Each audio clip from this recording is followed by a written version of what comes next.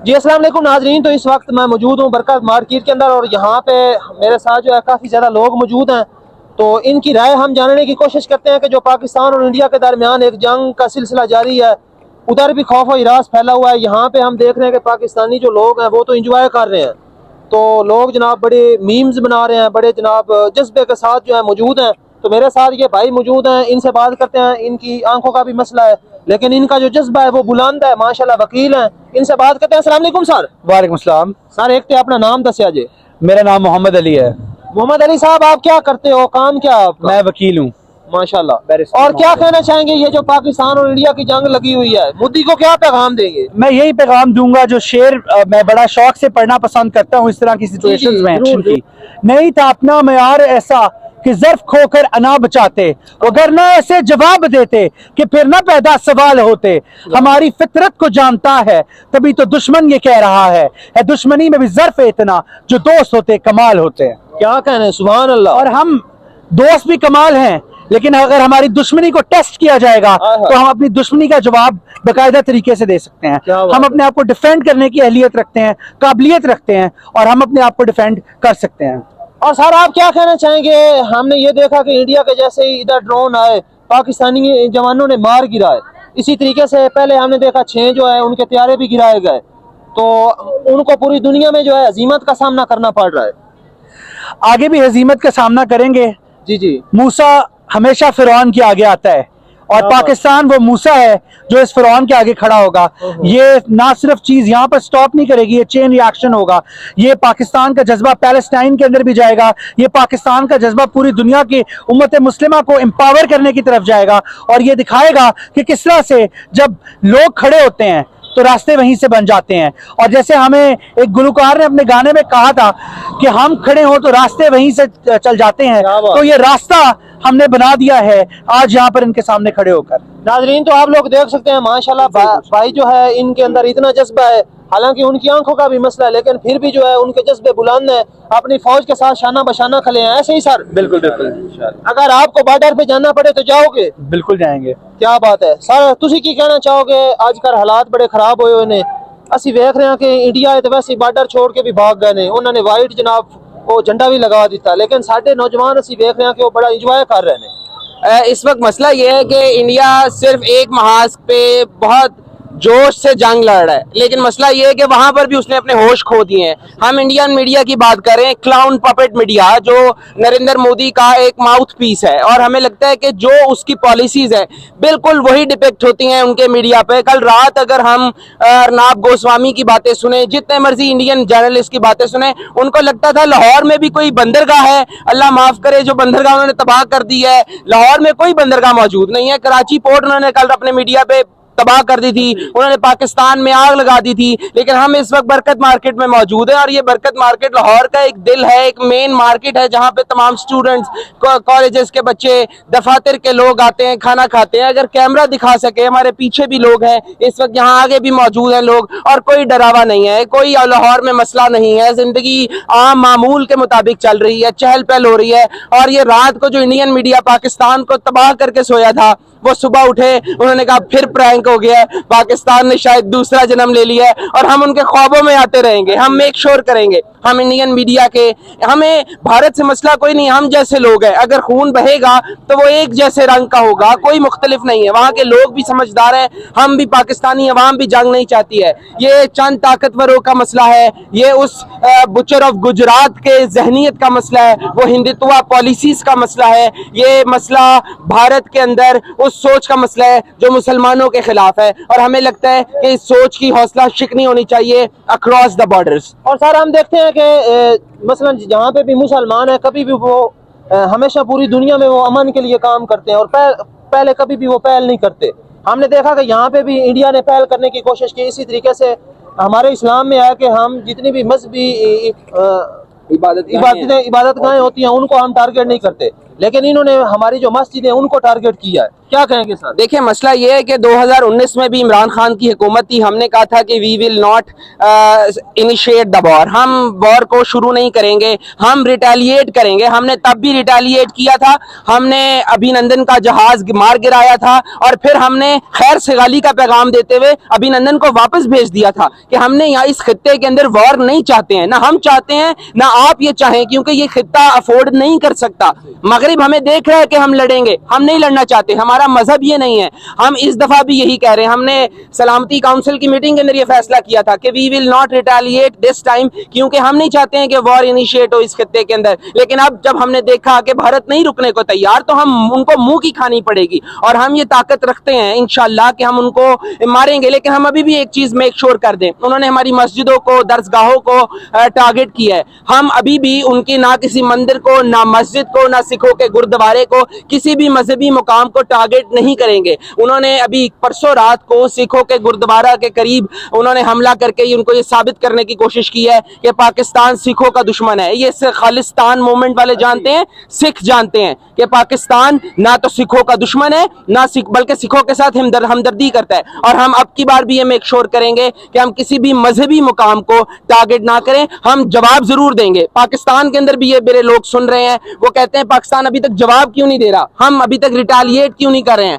हमें अभी रिटेलिएट नहीं करना है, वो तैयार बैठे हैं हमारे जवाब के लिए। हमें जवाब देना है, अपने वक्त पर देंगे, अपनी पसंद की जगह पर देंगे और इंडिया इसे सफर करेगा और कभी भी रिकवर नहीं कर पाएगा। और सर आप क्या समझते हैं कि पाकिस्तान को जो है अपना जवाब भी देना चाहिए, और अगर खुदा न खास्ता जंग लंबी होती है तो इतना लंबी देर तक पाकिस्तान सरवाइव करने की सलाहियत रखता है? देखिए हमने पिछले 65, 70, 71 सालों के अंदर क्या तैयारी की है, हमने यही तो तैयारी की है। हम तैयार हैं, हम 65 में भी तैयार थे, हम 71 में भी तैयार थे, हम कारगिल में भी तैयार थे और हम अब आज भी तैयार हैं। देखें मैं आपको वैसे स्ट्रेटेजिकली बता रहा हूँ, मैं आपको मईशत के एतबार से बता रहा हूँ, ये दोनों खित्ते सेम वॉइस है ना, हम ये दोनों खित्ते जंग अफोर्ड नहीं कर सकते हैं। भारत भी ये जंग अफोर्ड नहीं कर सकता और हम भी ये जंग अफोर्ड नहीं कर सकते। बहुत से पर्सपेक्टिव्स हैं इसके, लेकिन अगर जंग मुसल्लत की जाएगी, अगर जंग मुसल्लत की जाएगी तो हम ये जंग लड़ने के लिए तैयार हैं। हम इतने कैपेबल हैं कि हम ये जंग लड़ेंगे और हम ये जंग जीतेंगे भी, क्योंकि इस खित्ते के अंदर भारत आइसोलेटेड है, आप ये याद रखिएगा।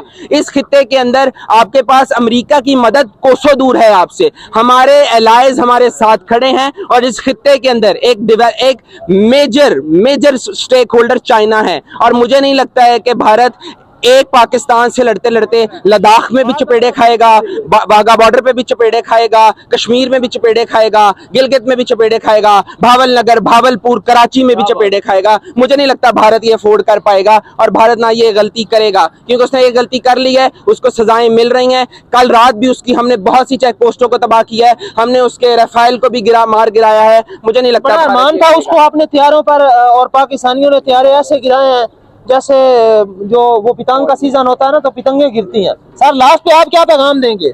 मैं यही कहूंगा कि मोदी को क्या पैगाम देंगे? मैं उसे यही कहूंगा कि जबर करना बंद करे। जंग खून अच्छी चीज नहीं होती, लेकिन अगर हमें उसने मजबूर किया तो हम वो लोग हैं जो घास खाने को तरजीह देंगे, लेकिन अपनी इज्जत पर डाका नहीं आने देंगे। सर बहुत बहुत शुक्रिया। तो ये वालेकुम अस्सलाम। मैम आप क्या कहना चाहेंगी, ये जो पाकिस्तान और इंडिया की जंग लगी हुई है, बड़ी धमकियां लगा रहा है इंडिया, लेकिन हमारे जो नौजवान हैं, हमारे जो फौज है, पाक आर्मी है, माशाल्लाह उनके जज्बे बुलंद हैं, अवाम उनके साथ खड़ी है। पहली बात मैं आपको ये बताती चलूं कि पाकिस्तानियों ये अपने ज़हन से निकाल दो कि ये इंडिया और पाकिस्तान की जंग है। इसके पीछे इंडिया नहीं है, इसके पीछे अमेरिका है। ये रवायती जंग नहीं है, ये मादनियात की जंग है। अमेरिका इंडिया के जरिए हमारी मादनियात पे कब्जा करना चाहता है। इस बात को समझो, इस बात को समझो, ठीक है। ये कब्जा करना चाहता है बल्तिस्तान के थ्रू बलोचिस्तान पे। जब बल्तिस्तान इसके कब्जे में आएगा तो एक कॉरिडोर आती है जो चाइना को हमारे साथ मिलाती है, जिसका बॉर्डर है, वो चाइना हमारे से कट जाएगा। इसकी ये प्लानिंग है। इसने सेम जो हमारे साथ कर रहा है ना अमेरिका, इसने सेम यूक्रेन और रूस के साथ किया है। इसको पूछे कौन सी मादनियात चाहिए, इसे चाहिए यूरेनियम। आप पूछे कि इसे यूरेनियम क्यों चाहिए? इसको यूरेनियम इसलिए नहीं चाहिए कि इसने बम बनाना है, वो बन गया हुआ है। पाकिस्तान ने भी बना लिया है, ईरान ने भी बना लिया है, अमेरिका के पास भी है। शायद आप लोग यूरेनियम की अफादियत नहीं जानते कि उसमें कितनी एनर्जी है। सिर्फ 2 इंच का टुकड़ा हो ना, यूरेनियम का 2 इंच का टुकड़ा, वो आपकी जो ये होंडा सिविक गाड़ी है ना, होंडा सिविक, उसके 10 साल के इतनी एनर्जी है उसमें कि 10 साल के फ्यूल के लिए वो 2 इंच का टुकड़ा काफी है। इतनी उसमें हरारत है। अगर आप लोगों को यानी कि यूरेनियम हासिल करने के लिए ये अमेरिका की सारी पॉलिसी है। बिल्कुल बिल्कुल ऐसा ही है। देखें, यूक्रेन में भी यूरेनियम के बहुत सारे जखायर हैं। इसने पहले लड़ा के यूक्रेन को अकेला कर दिया, बाद में इसने यूक्रेन का साथ छोड़ा। रूस आया, इसने रूस के जो प्रेसिडेंट था उसकी इंसल्ट की, उसको खाना तक नहीं पूछा, उसने कहा तुम चले जाओ। उसने जब देखा, यूक्रेन ने भी देखा मैं अकेला होगा, मेरे पास कुछ नहीं, उसने कहा आ जाओ मेरे जखायर पे कब्जा कर लो। ऐसे ही हुआ। रूस ने जब देखा कि मैं लड़ लड़ के थक गया हूँ, अब ये मेरा साथ नहीं दे रहा, उसने भी बेचारे ने अपने फिलहाल उसने कहा मुझे सांस आ दे, उसने भी फिलहाल घुटने टेक दिए। उसके बाद अमेरिका गया कनाडा की तरफ। कनाडा को जाके उसने कहा कि तू भी मेरे जो है उसमें यूनाइटेड स्टेट में आ जाओ, तुम्हारे सारे खर्चे मैं करूंगा, अपने जितने मादनी ज़खायर वो तुम मुझे मेरे हवाले कर दो। लेकिन कनाडा ने इसकी बात मानने से इनकार कर दिया। वो बाब चैप्टर खत्म हो गया। जी जी। यूक्रेन का भी खत्म हो गया, फिलहाल रूस का भी हो गया और कनाडा का भी हो गया। इस वक्त अब इसने इंडिया के थ्रू रुख कर लिया पाकिस्तान का।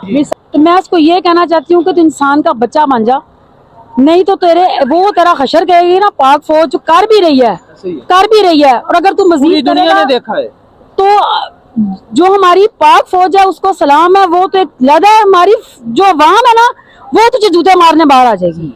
तो तू हट जा, तू अमेरिका के पीछे लग के अपना बेड़। और आप देखें कि 600 फ्लाइट, 600 जहाज इंडिया के पाकिस्तान से गुजर के यूरोप जाते हैं, मगरिब जाते हैं। पाकिस्तान ने एयरबेस बंद कर दी है इंडिया की, और बांग्लादेश ने भी कर दिया है। महीने के 2400 फ्लाइटें होंगी जो इसकी बंद हो चुकी हैं। ठीक है, अब ये जा रहा पूरे समुंदर का चक्कर लगा के। इसने अपने टिकट बढ़ा दिए हैं। अगर सपोज लाख टिकट थी, इसने 1,60,000 कर दी, उसमें भी इसको नुकसान हो रहा है। ठीक है, IPL वाले इसके वहां से भाग रहे हैं, लोग फ्लाइटें ढूंढ रहे हैं गैर मुल्की। ये खुद भी अब लपेट में आ गया, ये खुद भी परेशान है।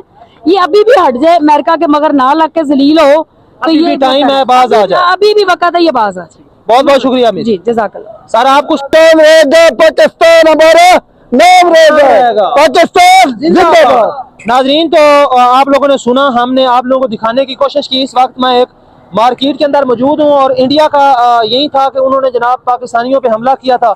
उनको लगता था कि हम पाकिस्तानियों को डरा देंगे और पाकिस्तानी जो है वो सहम जाएंगे, वो घरों से बाहर भी नहीं निकलेंगे। लेकिन अगर कैमरामैन आप लोगों को दिखा सके तो आप लोग देख सकते हैं ये मार्केट भरी हुई है जनाब। यहाँ पे लोग ही लोग हैं। लोग जो है जिस दिन से ये हमले वगैरह होना शुरू हुए, लोग ज्यादा से ज्यादा जो है मार्केट्स में आ रहे हैं, ज्यादा से ज्यादा बिरयानियाँ खा रहे हैं। मेरे सामने ये मास्टर बिरयानी भी है। इसी तरीके से जनाब लोग यहाँ पे जो फूड भी खा रहे हैं, मतलब जितनी भी डिफरेंट टाइप्स के जो खाने हैं, VIP खाने भी खा रहे हैं, वो इंजॉय कर रहे हैं। और बड़ी बड़ी जो है आप लोगों को देखने में आ भी रहा होगा कि बड़ी बड़ी मीम्स बन रही हैं। पाकिस्तानी खुश हैं इस जंग से, थोड़ा सा भी डरने वाले नहीं है, क्योंकि मुसलमान को पता है कि अगर वो मरेगा तो शहीद मरेगा, और हिंदू को पता है अगर वो मरता है तो उसने उनकी लाश को भी जलाते हैं, और बाद में जो है आखिरत में भी, कब्र में भी उसको अजाब होगा, जहन्नम में जाएगा। तो नाजरीन आप लोग देख सकते हैं पूरी जो मार्केट है जनाब फुल गहमा गहमी है। लोग जनाब इंजॉय कर रहे हैं। पाकिस्तानी जो है बिल्कुल भी डरने वाले नहीं है। तो लास्ट पे इंडिया को मैं भी यही पैगाम दूंगा कि आप लोग जो है बाज आ जाओ। इस जंग का कोई फायदा नहीं है। इस जंग को जो है जनाब खत्म होना चाहिए। अगर बाज मुद्दी नहीं आता तो फिर पाकिस्तानी ऐसा रिस्पांस करेंगे, अपनी फौज के साथ लोग खड़े हैं, तो इंशाल्लाह जो है उसकी इंडिया वाले जो है सदियों याद रखेंगे। अपने होस्ट गुलाम कादिर को इजाजत दीजिए। अपना ख्याल रखिए। अल्लाह निगहबान।